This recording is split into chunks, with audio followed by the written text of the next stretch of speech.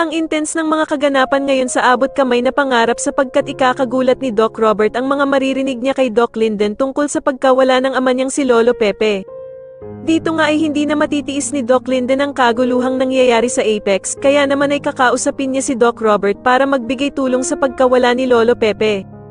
Samantala matapos ngang mabawasan ang tauhan ni Balahaje dahil nga sa pinatay niya ang tauhan niya, ay kukuha ulit siya ng bagong pulis.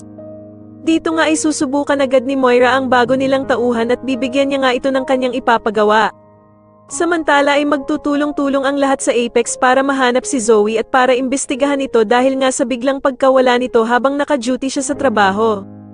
Kaya naman ay malaki na ang hinala nila na may kinalaman talaga siya sa pagkawala ni Don Pepe. Sa kabilang banda naman ay tatawagan ni Lynette si Doc Carlos para mapaalam dito ang ginagawang pang-iimbestiga ni Annalyn para malaman niya kung nasaan na nga ba talaga ang kanyang Lolo Pepe.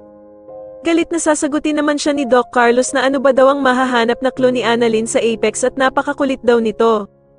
Tatanungin naman siya ni Lynette kung bakit daw lumalakas ang boses niya at kung ano ba daw ang ikinagagalit nito. Sasabihin naman ni Doc Carlos na paano daw siya hindi magagalit, pinagbibintangan daw ni Annalyn si Zoe na kasabwat ni Moira sa pagkawala ni Lolo Pepe. Samantala habang magkausap sila Lynette at Doc Carlos ay bigla niyang maririnig si Aling Susan kaya naman ay agad niyang sasabihin na kung bakit daw nasa pamamahay niya sila Diyosa at Aling Susan. Bigla namang makakaramdam ng kakaiba si Aling Susan sa kinikilos ni Lynette na para ba daw gusto na agad nito silang paalisin.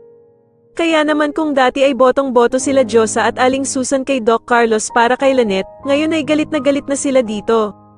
Sa tingin niyo si Doc Linden na nga kaya talaga ang makapagbigay linaw sa nangyayaring pagkawala ni Don Pepe, mas lalo na nga talagang nagiging exciting ang mga susunod na kaganapan kaya naman ay mas lalo pa nating abangan ang mas lalong gumigandang abot kamay na pangarap. Maraming salamat po sa inyong panonood at sana po ay masubscribe niyo ako. Maraming salamat po.